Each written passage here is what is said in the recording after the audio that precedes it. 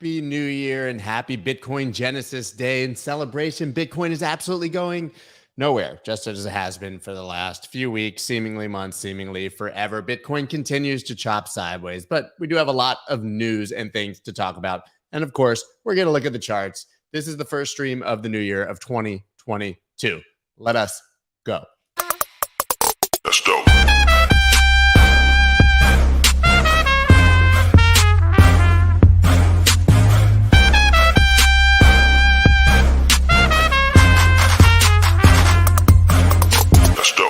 What is up, everybody? I'm Scott Melker, also known as the Wolf of All Streets. Before we get started, please subscribe to the channel and please just yawn and let your chin hit that like button, because I know you're all as tired as me. Even though New Year's Eve was just a few days ago, I still am just tired. I'm tired.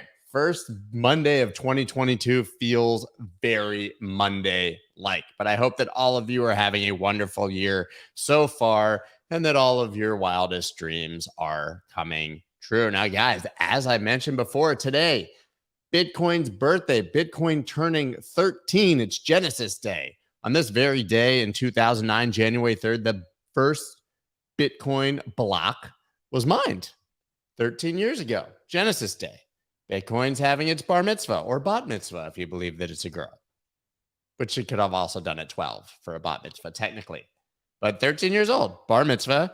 And Genesis Day, to me, like as exciting as it is to be a Bitcoin fan, just seems like a kind of day that you would just listen to. She seems to have been invisible touch on loop, right? Just listen to like Genesis music over and over again. And to that end, asking you guys, did you like Genesis better with Phil Collins or with Peter Gabriel? I'm pretty much a Phil Collins Genesis maximalist, but both of them had their moment there in Genesis. I see you guys. Hey, best wishes over here. Yeah, happy New Year from Namibia. Oh, cool, man. You guys are from all over the place. Birthday shit is cringe. Let's speak of something important. Habib, you can always leave. You're welcome to not be here. The fuck is Genesis? You're hurting yourself right now. Phil Collins, I agree. Yeah. Oh, we got Rusty says Peter Gabriel. I'd be surprised to see the Peter Gabriel people coming out. Peter Gabriel coming out. Kristen's New Year's resolution was to make it on time, failing miserably. That's okay. That's okay. Yeah, a bit weird with Peter Gabriel. You know, Peter Gabriel, he's the sledgehammer. You know, he's the sledgehammer. But Phil, otherwise. But yeah, let's keep on going on. Keep going on. Let's keep on going on. We're going to keep on going on. Keep it on. So happy birthday to Bitcoin, 13 years old, finally teenager, and maybe puberty. Pretty crazy that Bitcoin's only existed for 13 years, though, because I feel like I've already done 13 years worth of hours of talking and writing about it. Bitcoin's net exchange flows flip bearish as cryptocurrency struggles for directional bias. This is where we start to assign more narratives and predictions for what is ultimately a sideways, chopping, boring as hell market. But we know that when Bitcoin's net exchange flows are bearish, that means that coins are moving into exchanges from bears as opposed to moving out, right? That's what it means. Maybe this will go right back down below and it won't really matter. But this is an indication in theory, that there's more people looking to sell than there are people looking to buy, right? Not the strongest holding sentiment, more of a strong selling sentiment. You can look at all the metrics here. But in general, yes, we have seen that when this flips to the other way, that sentiment is more bearish. And we all know that sentiment has been more bearish as of late. Also, we all know that, like, depending on which platform you use, Glassnode or any of the others, and who's looking at it and when and on what time frame, we get the exact opposite narrative. Last week, it was like net outflows are at an all-time high. Now it's like, oh, by the way, inflows are bad. So to be quite frank, I get the feeling that on-chain analytics are not quite mature yet, still somewhat in their infancy, and that all of it generally should be taken with a grain of salt, right? I'm not kidding you. I think it was last week that we were like, net outflows is all-time high, and that Bitcoin on exchanges was at an all-time low, also from Glassnode. And here we are now, bearish apparently because of inflows. So I say always take all of this with a grain of salt. But since it is the beginning of the year and 221 is now in the books, we need to do it's been like 5 minutes and we need new predictions thing, right? 2021 predictions. I think we learned in 2021 that something I've been saying for a very long time, which is predictions kind of dumb, right? And every time I'm interviewed and they ask me for a prediction, I say, I hate to attach prices to dates because it's just a sure way to end up looking stupid, even though I want to try, I'd rather just say, hey, Bitcoin's probably going to keep going up over time, right? That seems like a lot more fun narrative than it will be $234,000 by February 17th, or I'm going to eat my own penis. McAfee style, right? McAfee was the original bad predictor. Bitcoin hits $1 million by in the next few years, or I'm going to eat my own penis, right? Don't do that. Don't do that. But yes, we've seen wild predictions come and go and fail, but let's keep moving on. Here we go. Planb, who I love. You guys know I'm a huge fan of Planb. But obviously, this was the story of the back half of 2021. For like 3 months in a row, he absolutely nailed a prediction on the price of Bitcoin. But what inevitably was going to happen, whether right or wrong in the long term, he was going to stop hitting exact predictions on the first of every month. And everyone should have expected that. I don't know why they're giving him so much shit. Guy had a model. The model, as he said here, failed. Floor model failed. I will not use it again. Okay. Well, at least he's admitting it and not trying to cope. But here we go. Stock to flow model is at the same critical point at the SD band as when I wrote this stock to flow article in March 2019. In my opinion, stock to flow is still useful. In fact, the model is most useful in critical situations. I will watch it if stock to flow stays within 1 SD. And here you go. Right? This is stock to flow. Now, I will say when you dig into this, of course, you have these bands. We're right at the bottom of this band. That's what he's talking about, this dark blue. That should send it back up. But when you really zoom out on this, this is what? I don't know, 30,000. The top is, 135,000. Pretty big leeway there, right? We have a pretty big gap. We're going to be within the band. So I don't think you can say that stock to flow failed. I think you can just say that it's very hard to predict a specific price using stock to flow. That said, if it does bounce here, as it technically should, it's really never gone below this dark blue band except for a second here, then we should start seeing higher prices, as he said here. Floor model has failed, as he said. Stock to flow still valid. And, got a lot of fear in the market, a lot of anger, a lot of people thinking that it's over. That's usually a good time for us to see a bounce. So I would not give up on stock to flow yet. But as I just said with the on-chain analytics, I think the theme of the day is take it all with a grain of salt. Don't make your financial decisions based on other people's predictions of what is going to happen. Except for this prediction, Gator basketball will continue to underperform, aka suck, which is a prediction I think that we can all agree with. Yeah. Oh, yeah. So let's continue on here. More Bitcoin news and more predictions because we're just into the year, right? So we need some more predictions. Salvadoran President Bukele expects Bitcoin to reach 100,000 this year. Like a week ago, we were talking about 1,000 by 2022. Now, our bullish, excited predictions are 362 days away. We will hit 100,000 within that time. Wow, we've really scaled back our bold predictions now, haven't we? Now we're talking about 100,000 in 2022, when clearly, like, the bad scenario was 100,000 in 2021, right? Yeah, in 2021. So, I think we could hit 100,000 this year. Why not? It's a mere 2x from basically where price is now, and we had already gotten to 69,000. I don't see this as a bold prediction. I still think we're generally in a bull market and that price will generally continue to rise over time. 100,000 would not surprise literally anyone. But he had a couple other predictions. He had a tweet here. 2022 predictions on Bitcoin. We'll reach 100K. Cool. Sure.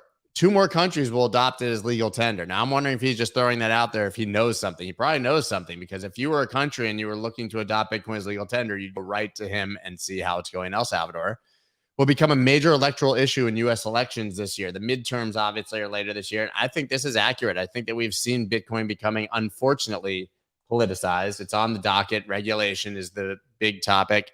For more on that, I have my 3rd podcast with Sam Bankman-Fried is coming out tomorrow, and we talked all about regulation and politics being the narrative of 2022. But here you go. I agree, though. I think that politicians are realizing that they need to choose a side here, and that if they choose wrong, maybe they'll lose their job. Bitcoin City will commence construction. Volcano bonds will be oversubscribed. Dr. Evil, Volcano.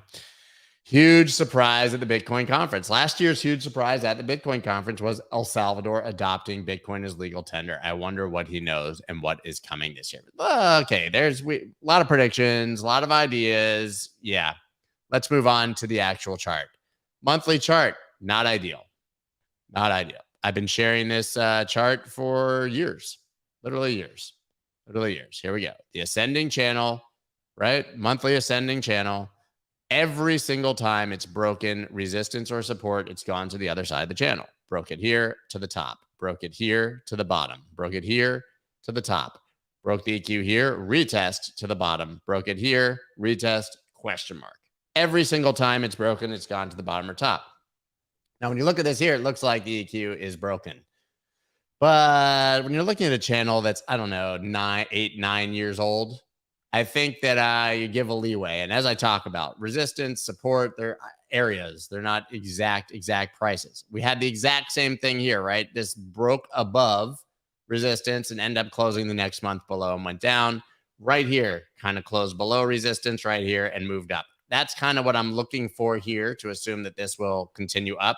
But now it is time to pay attention to how January goes, because if January closes much further down, we will have a clear break of support, and then we start talking about the lower resistance. But honestly, we don't really have precedent for it trading around the middle, not reaching the top, and then going to the bottom. So I would imagine then we'll just sort of chop around and slowly go up without those huge 6-figure targets in the immediate future. But I will be watching the monthly candle, because this is my favorite chart.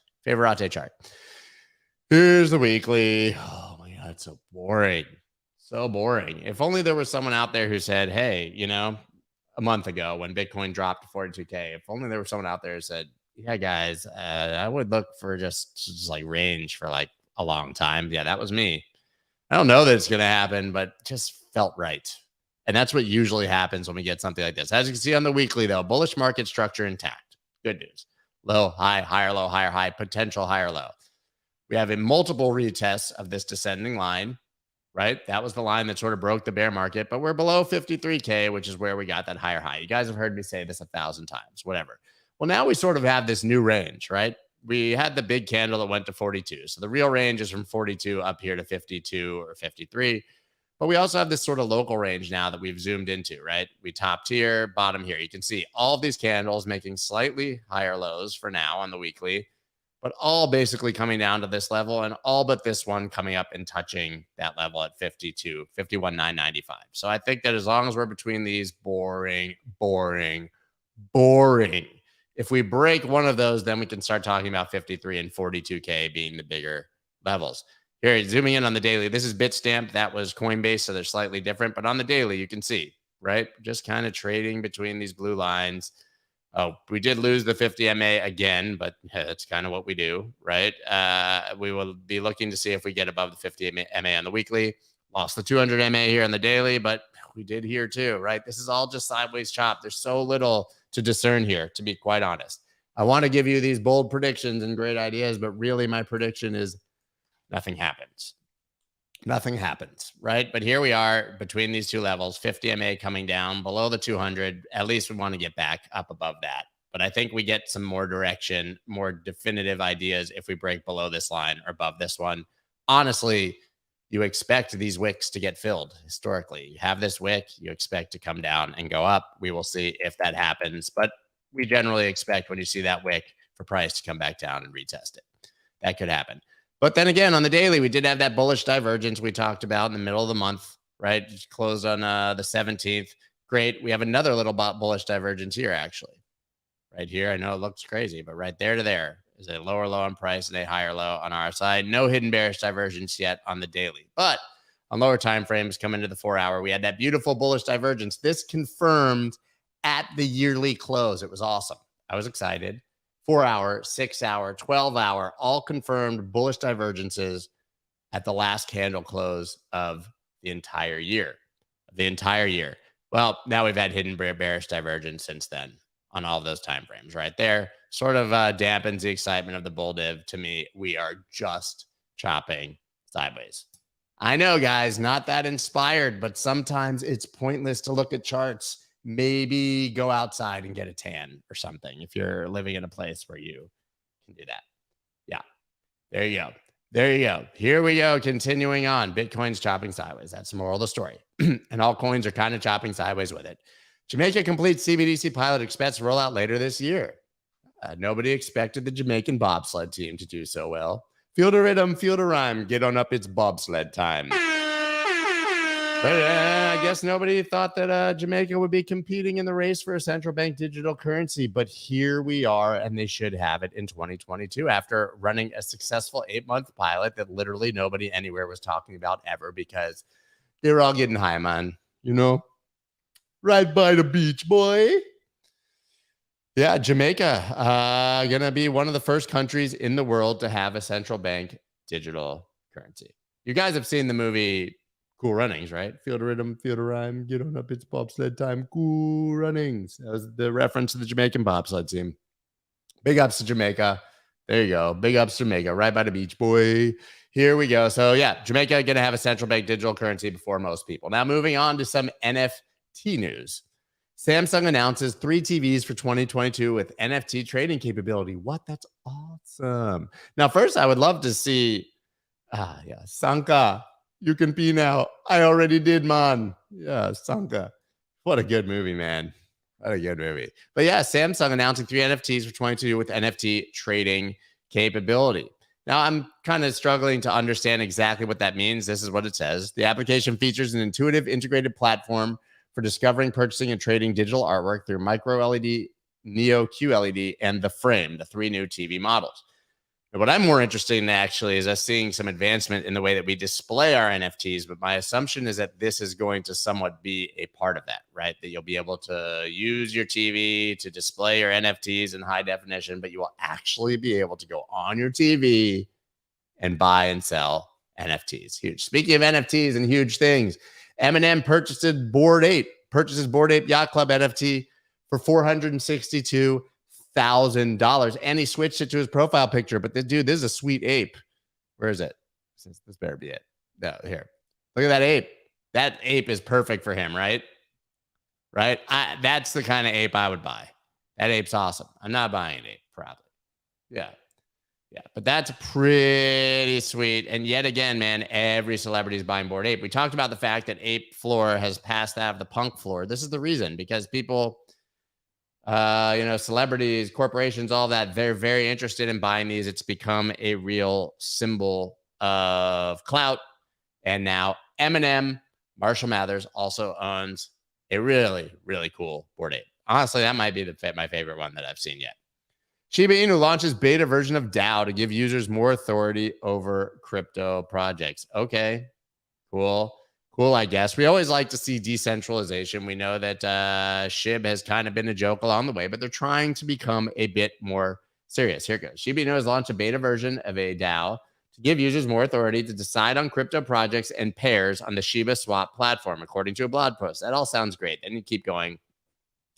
The Dogecoin rival will release Doggy DAO, what a stupid name, in a stage-by-stage metric and phased approach. The first phase, called DAO 1, will be implemented within the next few days. Are any of you part of the downward doggy DAO, whatever this is called? I mean, listen, maybe Shiba Inu will become a serious product. You never know, project. But yeah, I mean, we don't need more meme coins, really. And we also don't need like more DAOs surrounding meme coins. cool that they're trying. I'm not so optimistic. We'll see. Yeah. Let's keep on going. Shib chart.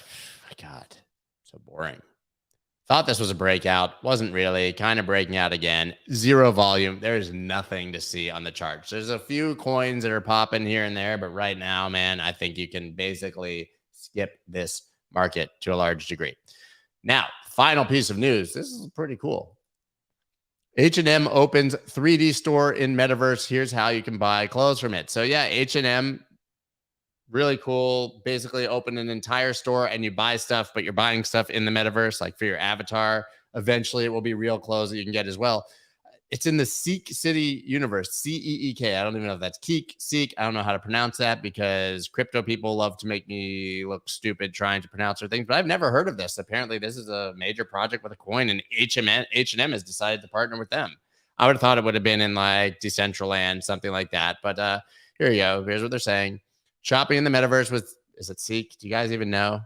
Concept VR store presented to H&M, creating mainstream use cases, scaling virtual reality beyond games. I have the video here. Let's take a look at it. Here we go. Thought I did, but it's internet.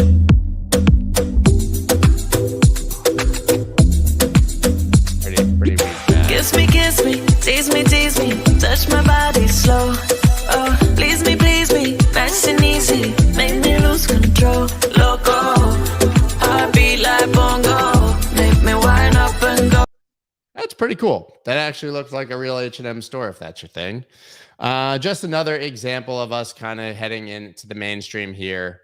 And what I've talked about for a very long time, which is that, you know, people are going to treat their avatars like they treat themselves. They're going to buy them clothes in the real world and in the metaverse, and you're going to be able to go get a job and live your life in the metaverse. And that is going to happen very, very soon. Pretty cool. Pretty cool. Although I have no idea what Seek is. Guys, that's all I got for you today, but that's only all I've got for you this morning, because I will be back in 3 hours, 1:30 p.m. Eastern Standard Time. We're going to start taking a look at a lot of charts there and see if we can discern anything that might be coming in the coming weeks and months, and what to expect from Bitcoin and altcoins moving into the next few weeks, the next few months. You don't want to miss that one. Guys, until then, signing off because I've got a podcast to record in about 4 minutes. See you in a few hours. Peace. That's dope.